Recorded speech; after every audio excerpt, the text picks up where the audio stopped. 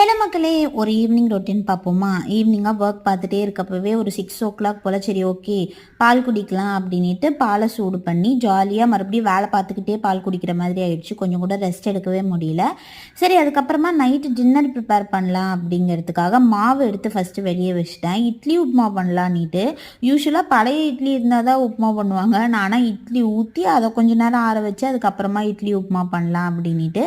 So மாவு எடுத்து வெளியே வச்சதுக்கப்புறமா பாத்திரம் விளக்குற வேலை இருந்தது. அதனால் பாத்திரம் எல்லாத்தையுமே விளக்கி முடிச்சுட்டு இட்லி உப்புமே செஞ்சுட்டேன். நல்லா சின்ன வெங்காயம், கடலைப்பருப்பு, உளுந்தெல்லாம் போட்டு சூப்பராக இருந்தது சாப்பிட்றதுக்கே. அதே போல் ஏற்கனவே துவைச்சி வச்சுருந்த துணியெல்லாம் இருந்தது. அது எல்லாத்தையுமே மடித்து வச்சுட்டு கரெக்டாக ஹஸ்பண்ட் வந்து ஆஃபீஸ்லேருந்து வந்தாங்க.